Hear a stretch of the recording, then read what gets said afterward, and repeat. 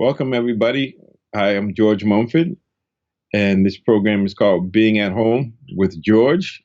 And we're going to talk about how to deal with these turbulent times and difficulties.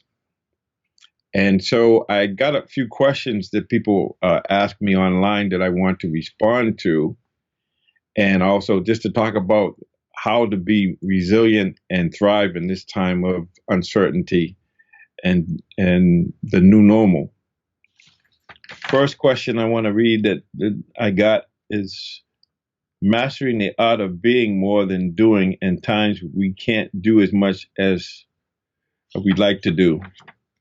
And so the idea of being, I talk about this a lot, is there's a difference between being and doing. When we do something, it's like we do it without an intentionality, without a presence, without forethought, without reflecting and thinking about, well, what are we going to do and how do we want it to come about? And so when I think of being, I think about the idea of just being present, but also being clear about what it is we're doing so that we know there's some thinking about it. And then how do we want to be in that doing? In other words, how do we want to feel? How do we want the end results to be?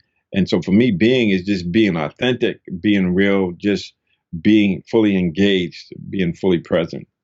The next question is understanding compassion. So that I only got the two words. So I think I'm going to assume what they're asking for is how do I understand compassion, or what is compassion? And to me, compassion is extremely important. And for me, the way I have more compassion is when I use my own suffering to have compassion for others. In other words, so I like to think about understanding compassion as a way of being with others, as a way of dealing with suffering. And so one of the things about a compassion practice has to do with wanting the other person to feel safe and protected, or to have less suffering and have more joy and more joy and more kindness, more feeling at home, as we talk about being at home. So compassion is not being in suffering with someone where there's a lot of folks who are dealing with I'd say unexpected death and illness, or maybe just losing a job, or not having enough money to pay bills or to go out and buy food. I saw a story on the news in New York where a woman was crying. She had a carriage full of groceries and she didn't have any money to pay for it, and the police officer actually paid for it. So that's an act of compassion, this idea of understanding what it feels like when we can identify what it feels like to be sad or depressed or to be in grief because we lose a loved one. It's just being able to understand what that feels like and to send love and blessings to that person and ask that they be held in this time of difficulty. So the next one is how to find inner resources within ourselves to cope with the panic and strengthen ourselves. In other words, how to find inner resources to be. And once again, it's the being thing that I just talked about. So I like to talk about it in terms of resilience, in terms of understanding, going back to my days when I worked in the stress reduction and relaxation program, or the stress clinic. There's the stressor, there's the stressor, whatever we're perceiving as stress. Then there's whether we're reacting or responding to it. And so there's the event, then there's the reaction. And what I've found and what my experience tells me is there's a way of looking at suffering or looking at things that are stressful where we're actually acknowledging that it's stressful or whatever the event is. And then we can choose, and this, I like to talk about a stimulus response where there's a reactivity, where there's no reflection, there's no engaging the prefrontal cortex, where we're actually getting clear about what it is we're experiencing and what's the best choice we can make so that we deal with this suffering in a way we don't create more suffering or stress. And so when we practice being in the body, being still, some kind of meditation, yoga, some kind of contemplative practice, where with the mind-body process is being engaged. So whether it's yoga or meditation or Tai Chi or whatever, or just really simply reflecting on, well, what's going on and how do I want to relate to it, especially in terms of what our core values are. So if our core value is to be loving, is to be interested in understanding how things work, how we work, how the universe works, then, and when we can be still and know, we create space between stillness and response. And in that space, we get to choose how we're going to relate to what is happening. And so when we talk about inner strengths, we're talking about developing hope and optimism, really, is what we're talking about. How do we stay open? How do we see the glass as half full so that we have trust in the universe and we can say, okay, something is happening. What is it? And how do we relate to it in a way where we see it as an opportunity, as a lesson to be learned?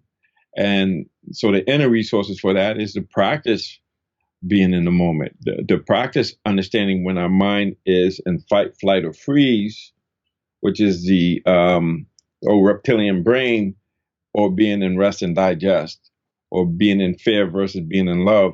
And how do we get out of that and then be in love, or be in openness? And so we know when we have hope and optimism and we can look at what we can control, what we can do, then what happens is they call it broadened building theory, which says that it enhances our cognitive functioning. So now, instead of having tunnel vision, we have panoramic vision, and in that panoramic vision, therein lies the resources. And one of the reasons we feel a lot of stress is because we don't feel like we have choices. But when we can be still and know and slow down, we can see that there's many options. But the option is always about love. It's always going to what I can do, what I can control, versus just being reactive and feeling like there's nothing you can do, or we have limitations in what we can choose to do.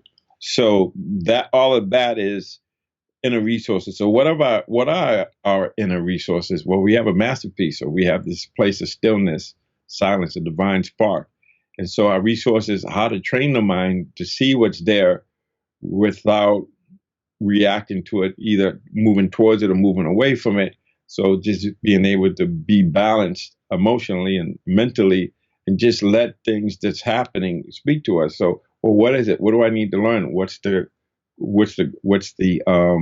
principle involved here of how I need to relate to something? And so if we're thinking about just listening to a friend, for instance, and they're in crisis, it's about just listening to them and letting what they say speak to us without trying to formulate an answer before we hear the question. I was asked, what's the difference between being quick and versus being in a hurry? And so Coach John Wooden, he was famously known for saying, be quick, but don't be in a hurry. And to me, what he is saying is, when you're being quick is one thing, but when you're in a hurry, that is usually coming from a place of fear. I just talked about being in fight, flight, or freeze versus being in rest and digest. And so he's saying you could be quick, but having poise and move with a purpose, versus being in a hurry where you're just trying to get things done without paying attention to the moment and flowing and allowing it to happen versus trying to make it happen. The next question is about acceptance of things we cannot change. So for me, what comes up right away, especially in my experience, is the serenity prayer. God grant me the serenity to accept the things I cannot change, the courage to change the things I can, and the wisdom to know the difference. So once again, this is a way of interpreting an experience or what comes up, a situation, and relating to it in a way like, okay, I can't control some things. What can I control? And if I can have the courage to change the things I can control, like if I'm reacting to something, I can come back and say, okay, I don't want to react to it. I want to respond to it. So how do I create space, reflect, and think about how I want to approach something? So part of that is making errors or making mistakes or making poor choices, and then being able to step back from that choice and reflect on, okay, knowing what I know now, what would I do different, or what was the lesson I need to learn? And then focus on that. So the thing I can always change, no matter what's happening, whether I'm in prison or a concentration camp, I can always choose my response by deciding what attitude I'm going to have and how I'm going to interpret what's happening to me in a way that gives me access to power and access to just being able to change my attitude, to change my effort level, to change my approach, because it's about live and learn. And we learn most famously by trial and error. So if we're not making mistakes, we're probably not out of our comfort zone and we're probably not learning anything. So our relationship to mistakes and relationship to, let's just focus on what I can control. And so for a lot of us, if we're performing or if we're interacting with people, we can't control the outcome, but we can definitely control the moment by moment, how we're showing up, how we're thinking, how we're feeling, how we're behaving. How to grow during this time of difficulty. So in my mind, and I was talking to a friend earlier, and he reminded me that he's been practicing social distancing for about 10 years. And so I think for me, I fit in that category as well. It's like I'm very comfortable being alone. I'm more of an introvert, or being quiet, being in stillness. And so it's how to grow in this time for me is really about turning the focus inward and using this time of inactivity to really go inside and start to think and really get clear about how we're feeling, how we're thinking, how we're being, and actually thinking about how we want to be in this new normal, if you will, even though it's just a new normal for maybe another 30 days or so, but things are never going to be the same. And what I get from it is grow and learn that even though it feels like it's intense and things are out of control, this is the norm. Every day things are changing. Every day there's something stressful. We're going to have some form of suffering. Every day we're going to get locked up into this separate sense of self, rather than being open and realizing that we have to operate beyond the illusion of separateness. So even though we're alone, we're still together with others. And how do we figure out how to stay connected with ourselves and others? So the way to grow is to really just think about, what's the lesson here? What do I learn? How am I with myself? Do I make my mind my best friend, as we talked about inner resources? Or if I'm like, I heard a priest say one time, he went in a room to be alone and all his enemies were there.